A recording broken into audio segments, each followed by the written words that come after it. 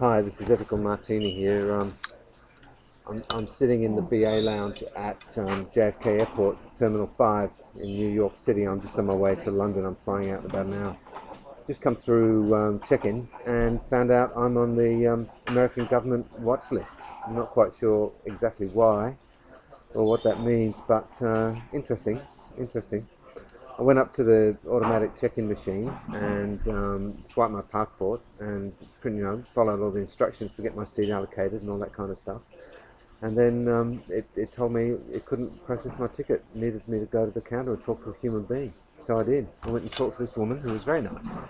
And she took my passport, she scanned it again, and then she jumped on the phone and I heard her say hit list.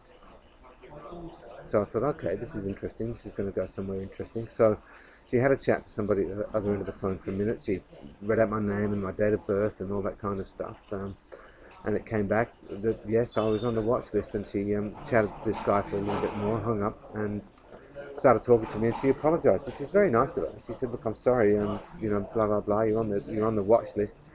She said, "And I call it the hit list."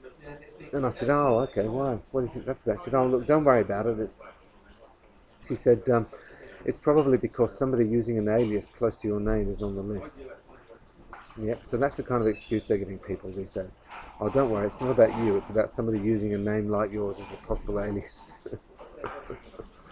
Osama bin Martin Hurst or Ethical bin Lama Laden or something, I don't know. But anyway, I'm on the watch list and I guess I'm a little bit proud of that fact. I don't know why, really. I mean, some people, particularly the dribble jaws, are going to get upset with me for saying that. You know the way they go on.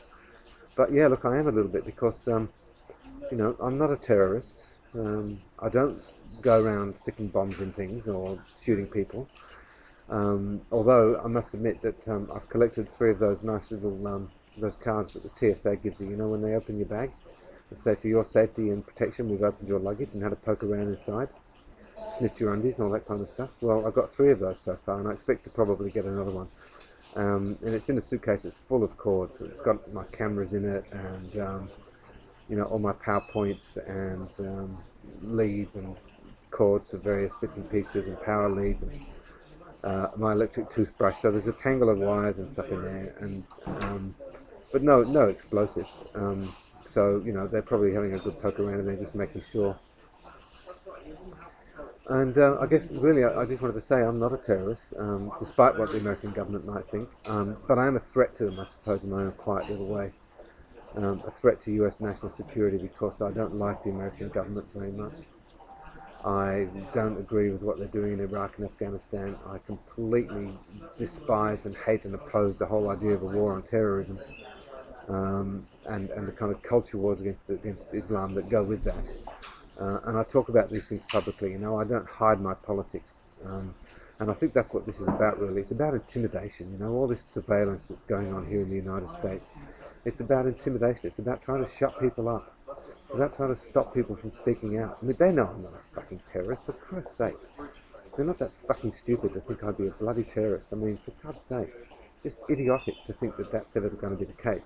But, it's a good way of keeping people under control and making sure that they don't get too far out of line. The guys, very good service in here. They just about pick up my martini.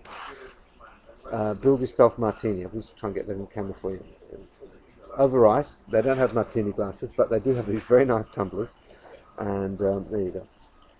You can put some ice and some olives in the bottom of this. Splash in some gin. They actually also have vermouth, which Qantas doesn't have. They've got Cinzano vermouth here, so you can actually build yourself a martini in the bar at BA, and that's what I've done. So here's to terrorism. Cheers.